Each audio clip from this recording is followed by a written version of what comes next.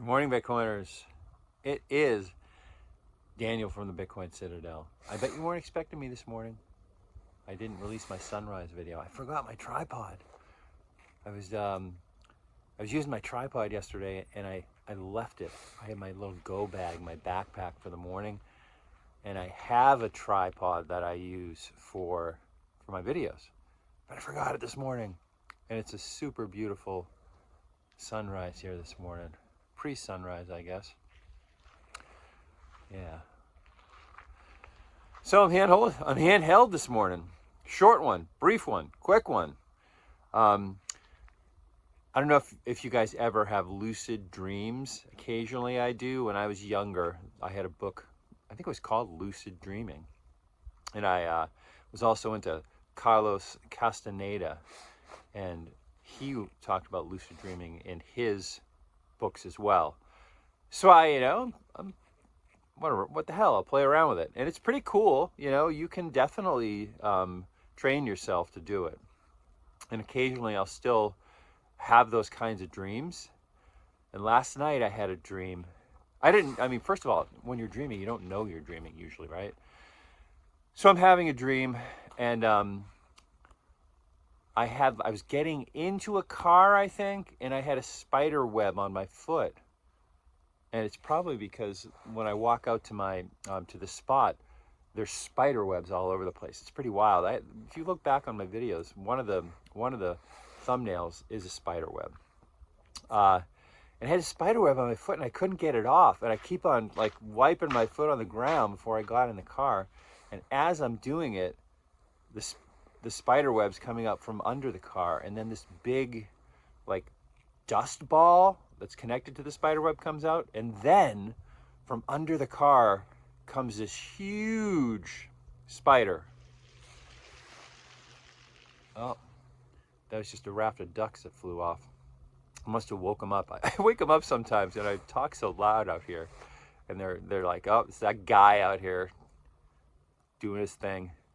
So anyway, this big ball of like dust ball. I don't know if you've ever had like a mice that that colonize your heating and heating system. I have that.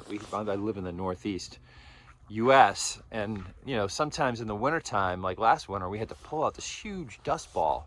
It was like a mouse nest. It was that kind of shit, and then underneath the car comes a spider, this huge spider, like the scariest spider you've ever seen in your life, like a Shelob spider, if you know the Lord of the Rings, right?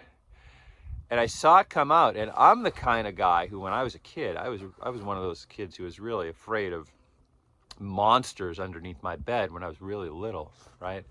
So this is like a deep program with me, and the spider comes out from under the car, and it wasn't really a lucid dream, but I woke up and in my mind I was like, this spider, the way to deal with this spider is to go at the motherfucker, right? It's not to run away, because the spider's going to get you if you run away or you show fear. And I was like, fuck that spider. So I went at it, and usually in a dream like that, I would wake up at that point, but this time I didn't, and I grabbed onto like that spider's face, you know what I mean? And it basically just stopped, and the spider was like done trying to terrorize me. It was pretty awesome. And I didn't kill the spider or anything like that. That's where the dream ended, kind of, or it just went off into some other direction. But I remembered it when I woke up, and I was like, man, that's pretty wild. That dream.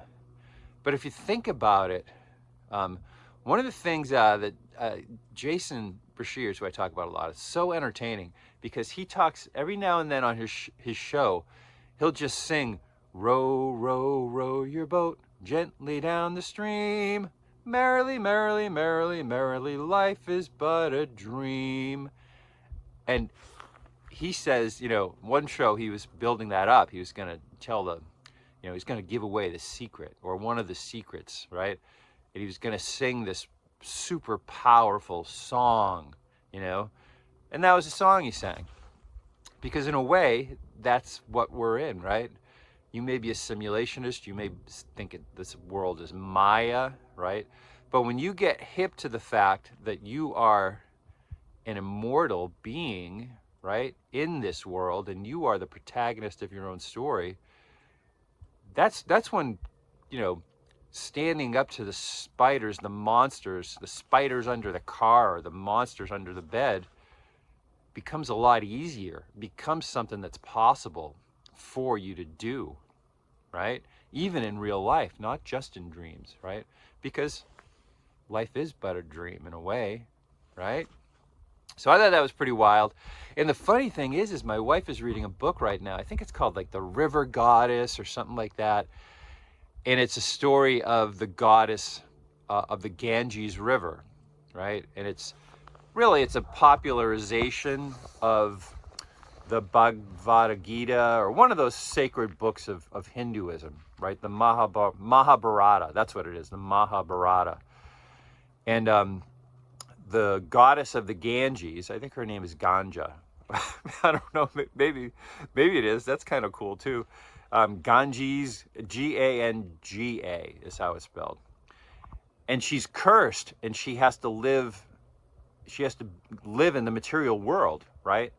As a person, as a human being, and she has to have 7 children, and all of those children are cursed, and they're going to be come to a bad end. Their lives are cursed, right? So what she does is she knows that shit, right? She gets married to a good man. She's married, and every time she has a baby, she kills the baby, right? So she kills 6 of them. And then the 7th baby, her husband comes in and catches her. And she doesn't kill that one. He tells her to leave. He says, "You've killed 6 of my babies, da, da, da." I don't know all the stories. My wife's telling me about it, right?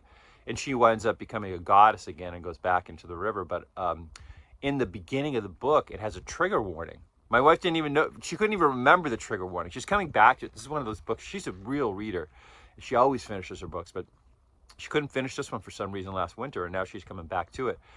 And she read me the trigger warning, and the trigger warning is about the babies being killed, you know? And I was saying to her right before she went back to it that night, I was like, you know, in that culture, it only makes sense. It's not an immoral act for an immortal person who knows that their babies are immortal too, to kill the babies if she knows the babies are cursed in this world, because that way they get to get recycled faster, and they get to go back, you know, to maybe they'll come back again and they won't be cursed, so they're going to have a life. So she's actually doing something out of empathy and compassion, and she's bold enough to do that, right? And I just thought that was wild. It's crazy, because their whole thing about our lives is so much different, and I think it's more accurate, right? They knew that we were immortal beings, and I think a lot of the shit that's going on now is people are so afraid of dying, and they're so afraid of living because of that, right? If you're someone who's immortal, and that's why I love the old stories about like Cuchulainn and Irishmith. They knew they were immortal beings, and this was a material experience that was here to test their mettle. And they, you know, honor and glory for men, and taking care of your family, right? And giving them the opportunity to experience those things, right? Was so much, it's so different.